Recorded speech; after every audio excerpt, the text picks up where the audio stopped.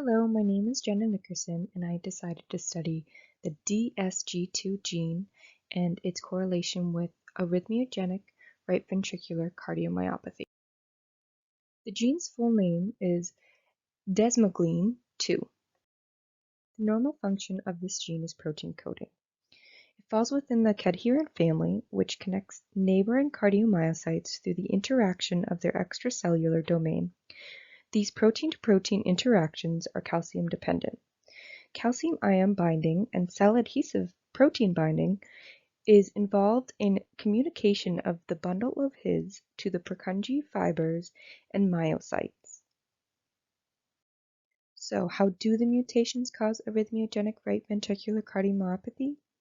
Well, previous studies have found that this disease is caused by mutations within genes encoding structural proteins called cardiac desmosomes. However, exact causation and specific mutation are still being investigated.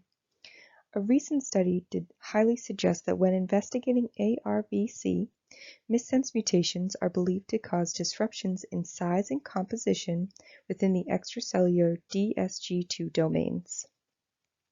They did not change in amount, but only in the size and composition.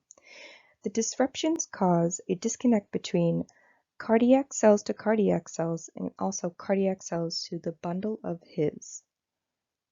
So what exactly is arrhythmogenic right ventricular cardiomyopathy?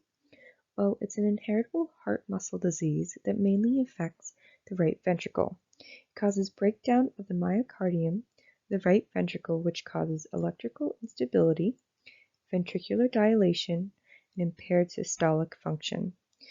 So if we think back to normal gene function, it creates proper connection between the bundle of His, Purkinje fibers, and cardiomyocytes.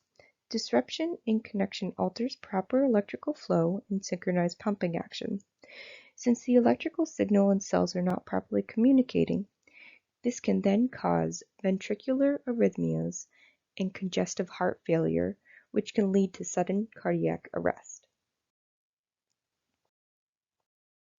Patients with this disease will often have little or no symptoms, yet experience sudden cardiac arrest, commonly at a young age. This means that early detection with genetic testing is very important. If a family member is suspected of carrying this gene variant, all family members should get tested. If a person or family member is known to have it or suspected, they will typically undergo cardiac testing with imaging and rhythm monitors, such as echocardiogram, ECG, and Holter monitoring. Pharmacological treatment can include antiarrhythmic agents, beta blockers, and heart failure drug therapy. Many patients will need intervention, which includes implantation of an IVD, also known as an internal defibrillator, or have an ablation to rewire the electrical pathway. For most people, lifestyle changes include avoiding high-intensity exercise. Also, if they are to experience sudden cardiac arrest, having CPR and defibrillation administered with onset of arrhythmia as quick as possible will increase the chance of survival.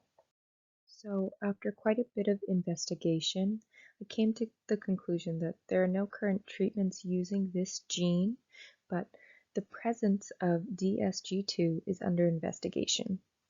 It is being studied for prognosis and diagnosis of varying types of cancers along with other types of cardiac diseases. The amount of gene or mutation of this gene correlated to a good or bad prognosis and was dependent on the type of cancer. So that wraps it up for my presentation, and thank you for listening.